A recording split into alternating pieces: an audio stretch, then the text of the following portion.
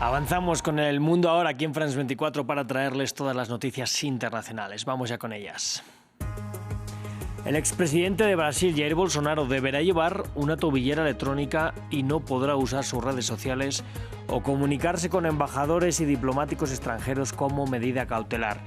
Bolsonaro expresó su sorpresa e indignación y dijo que buscará reunirse con Donald Trump. Y en las últimas horas, Israel ha matado al menos a 26 civiles en distintos puntos de la Franja de Gaza. Al tiempo, el brazo armado de Hamás advirtió que no aceptará un acuerdo provisional de tregua en el futuro si no se alcanza un alto el fuego en los diálogos actuales que asegura Israel bloquea. Y se reanudaron los enfrentamientos entre drusos y beduinos en Siria tras horas de cese al fuego. Israel, que cruzó la frontera, dijo que controlará el acceso limitado de las fuerzas sirias a la zona de Sueida. El balance de muertos se acerca a los 600.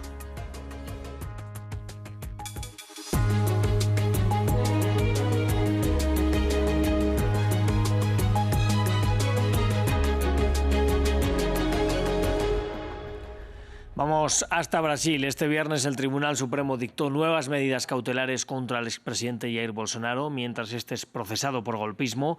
Las medidas, que incluyen el uso de tobillera electrónica, fueron calificadas por Bolsonaro de suprema humillación. Nos lo cuenta Hugo Caro Jiménez. Nuevas decisiones en el caso del expresidente brasileño Jair Bolsonaro. Este viernes la justicia de Brasil le dictó al expresidente medidas cautelares vinculadas al juicio que enfrenta por el intento de golpe de Estado en 2023. Entre las decisiones están medidas como el uso de tobillera electrónica, la prohibición a acceder a sus redes sociales y permanecer en su casa durante la noche. Para Bolsonaro, todo esto es una suprema humillación. La sospecha es un exagero. La sospecha es una exageración. Oigan, soy expresidente de la República, tengo 70 años. Es una suprema humillación. Este es el cuarto registro e incautación en mi contra. Cuarta búsqueda y aprehensión encima de mí. Luego de esta primera declaración, el exmandatario aseguró que le gustaría visitar al expresidente estadounidense Donald Trump. Esto después de que ayer el republicano le enviara una carta a Bolsonaro como muestra de apoyo.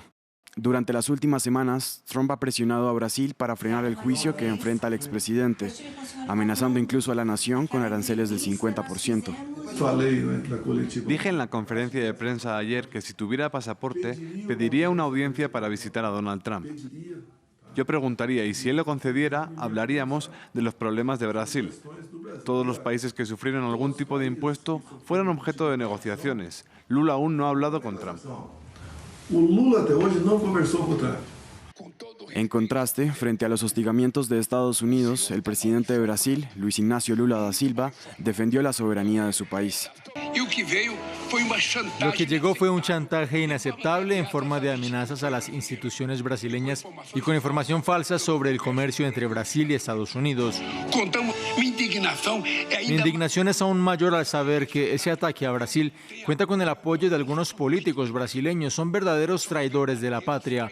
Apoyan la idea de que cuanto peor, mejor. Mientras, en medio de las tensiones con la Casa Blanca, en las calles de Brasil crece el descontento que defiende la soberanía nacional. Para ahondar en estas medidas y lo que suponen para el expresidente, vamos a hablar ahora con Caio Magnanelli. Él es consultor político internacional y miembro de la Asociación Brasileña de Consultores Políticos. En primer lugar, gracias por estar aquí con nosotros. ¿Qué razones, le quiero preguntar, ha dado el tribunal para tomar estas medidas cautelares? Buenas tardes, gracias a ustedes por tenerme en cuenta. Las medidas tienen que ver con una ley que el propio Bolsonaro sancionó en su tiempo de gobierno, en verdad. Ahora mismo, este es un nuevo proceso que acusa y sospecha de involucrarse con un gobierno extranjero en acciones que margean o indican tensiones belicosas.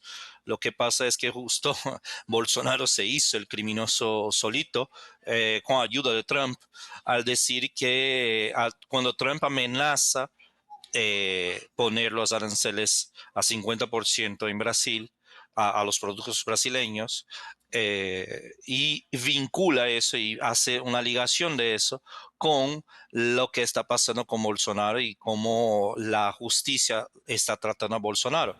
Enseguida, bueno, Alexandre de Moraes, que es ministro de la Suprema Corte, justo utiliza esta ley, que es la ley del atentado en contra de la soberanía nacional, como justificativa para medidas cautelares en relación a Bolsonaro. O sea, esa es la justificativa para lo que pasó hoy en relación a esta contención de Bolsonaro a su residencia y a la ciudad de Brasilia. Bueno, pues precisamente Bolsonaro, su entorno y, como bien ha dicho Donald Trump, alegan una persecución política contra el expresidente. ¿Tiene esto alguna base sólida o, por el contrario, sí hay evidencias de un presunto golpe? No, hay evidencias del presunto golpe, ¿no? Está el ayudante de órdenes del Bolsonaro, le denuncia, le entrega, hay minutas hay voceo del plan de lo que sería el golpe, de la muerte, de un atentado de muerte al ministro Alexandre de Moraes y al propio Lula. Entonces sí, no hay más dudas en verdad sobre la intención o mismo la involucración de Bolsonaro a un intento, o por lo menos a una intención de golpe de Estado. Y eso ya fue probado por la Policía Federal, que es como nuestro Biro de Investigación Nacional. Ya está en los autos y es una cuestión de tiempo. Pero fíjate que en este exacto momento, lo que hizo con que Bolsonaro use la tobillera electrónica no tiene que ver con este proceso. No tiene que ver con el 8 de enero, no tiene que ver con la intentona de golpe de Estado. Tiene que ver con los hechos de esta semana. Quiero decir, con la declaración de Trump a decir que está aumentando los aranceles a los productos brasileños porque Bolsonaro está siendo perseguido.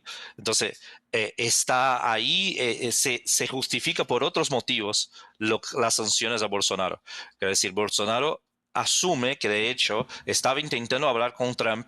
Eduardo Bolsonaro dice que estuvo intentando hablar con Trump para pedir que Trump imponga a Brasil sanciones por no dejar su padre libre. Entonces, ves que se autoimputó. Sí. Porque según la ley que el propio Bolsonaro sancionó, no se podría confabular, no se podría buscar auxilio de gobiernos extranjeros a Brasil para imputar sanciones al propio país. Esto es crimen de lesa patria. Sería el crimen en contra de la soberanía nacional. Entonces el propio Bolsonaro se imputa en ese sentido. Es increíble. Pues Cayo, muchísimas gracias por estar con nosotros hoy aquí en France 24. No, gracias a ustedes por tenerme en cuenta y a las órdenes siempre.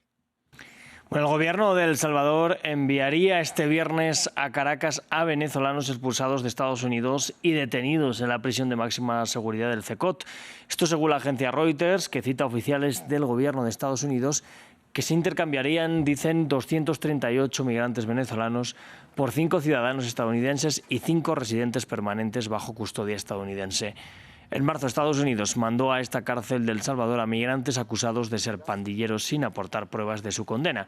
Por el momento, ni Venezuela, ni El Salvador, ni la propia Casa Blanca hicieron comentarios. Y en la Franja de Gaza continúan los ataques de Israel. En las últimas horas, los bombardeos se cobraron la vida de al menos 26 civiles en distintos puntos del territorio. Por otro lado, el brazo armado de Hamás habló de un eventual alto el fuego y dijo que no iba a aceptar a futuro una tregua provisional si Israel no logra un acuerdo durante las negociaciones en curso. Acusaron asimismo al primer ministro Benjamin Netanyahu de bloquear los diálogos y dicen que están preparados para una larga batalla. Nos lo cuenta Ramiro Cueva-Barberena. Continúan los ataques israelíes en la Franja de Gaza. Nuevos bombardeos a lo largo del enclave acabaron con la vida de varios gazatíes, incluyendo personas que esperaban conseguir comida en Rafah. En el hospital Nasser, en Han Yunis, escenas de dolor se vivieron por parte de los familiares de las víctimas. Estaban dormidos, ¿los ves a todos? Su esposo, sus hijos, su hija, todos. Y ella tenía una lesión cardíaca. No tuvieron nada que ver, estaban dormidos. Eran las 12 de la mañana y dormían. No son culpables de nada, no hicieron nada. La situación en Gaza es catastrófica, no solo por los ataques de Israel, sino también por la escasa ayuda humanitaria. En la ciudad de Gaza, civiles palestinos se reunieron para protestar por la falta de alimentos y el incremento de los costos de los productos. Esto en un contexto donde los casos de desnutrición aumentaron en los últimos meses. Nos acostamos y nos despertamos con hambre. Queremos comer. Busquen una solución. Ya no sabemos qué esperar. Busquen una solución. Estamos exhaustos y cansados. Pasamos días y semanas despertándonos y durmiendo con hambre. Ya basta. Todos tienen hambre. Todos los que están aquí tienen hambre y quieren comer.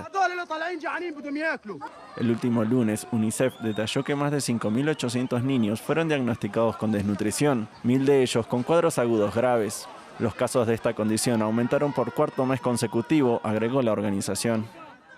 Vamos a hablar ahora de Siria y se registraron nuevos combates entre beduinos y drusos este viernes. Según el Observatorio Sirio de Derechos Humanos, casi 600 personas fueron asesinadas en los últimos días.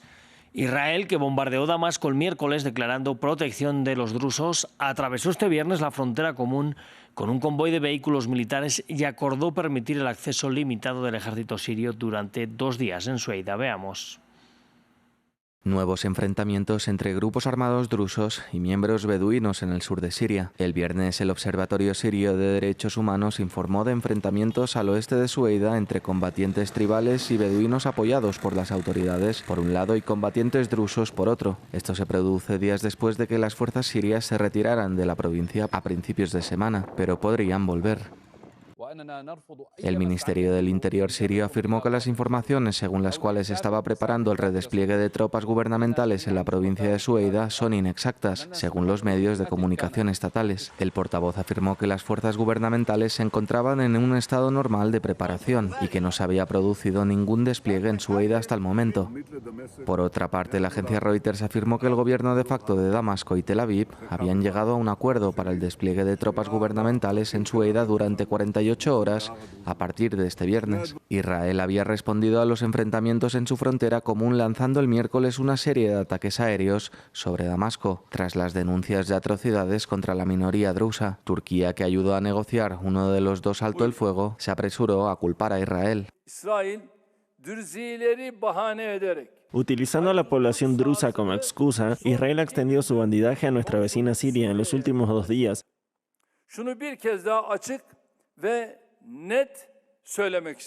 Permítanme decirlo una vez más, abierta y claramente, Israel es un estado terrorista, sin principios, consentido y temerario.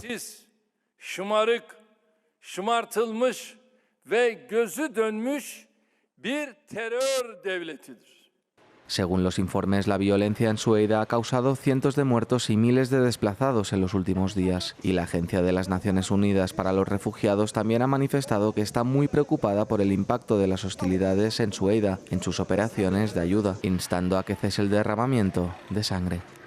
Y los Estados miembros de la Unión Europea aprobaron otro paquete de sanciones a Rusia. Es el 18º desde la invasión de Ucrania.